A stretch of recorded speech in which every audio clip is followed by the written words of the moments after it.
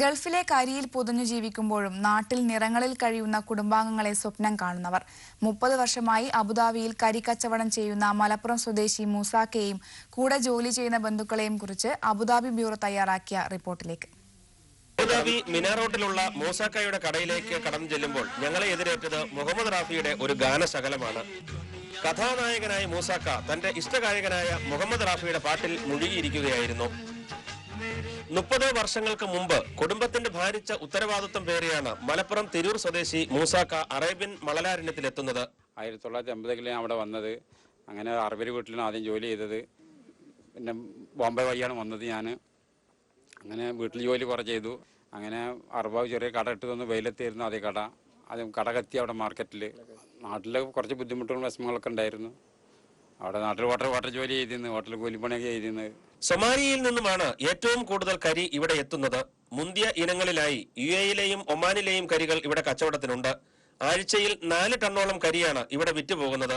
Season കാലത്ത് ഇത് 9 ടണ്ണോളം വരെയാകും. കിലോയ്ക്ക് 5 മുതൽ 15 ദിർഹം വരെയാണ് കരിയുടെ വില. ബാർബിക്യൂ ഉണ്ടാക്കാനായിട്ടാണ് കരി ഏറ്റവും കൂടുതൽ ഉപയോഗിക്കുന്നത്. ഹോട്ടലുകളിലും വീടുകളിലും കഫേകളിലുമാണ് കരിക്കായി ആവശ്യക്കാർ ഏറെയുള്ളത്. ഹൂക്ക വലിക്കുന്നവർക്ക് ഈ കരി ഒഴിച്ചുകൂടാനാവാത്ത ഒന്നാണ്.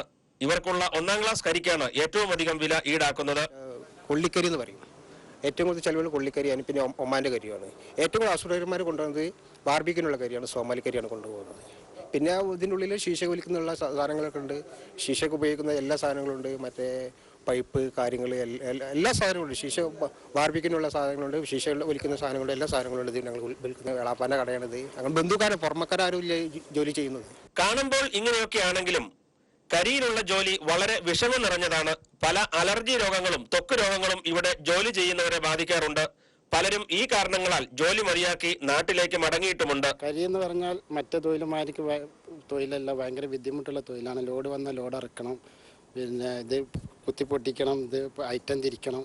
പിന്നെ 3 പേര് വന്ന് റിട്ടേൺ പോയി നാട്ടിലേക്ക്. പിന്നെ നാട്ടിലൊരു ജീവിക്കാൻ വേറെ മാർഗ്ഗമില്ലാത്തതുകൊണ്ട് നമ്മൾ ചെയ്തു പോകണം. വന്നൊരു തിരിച്ചു പോകാനുള്ള കാര്യം അത് ഇവിടുത്തെ ചൂടും തണുപ്പും ഒക്കെ ഭയങ്കര ഇതാണ്, അലർജിയാണ്. പിന്നെ തുമ്പൽ ഉറക്കില്ല.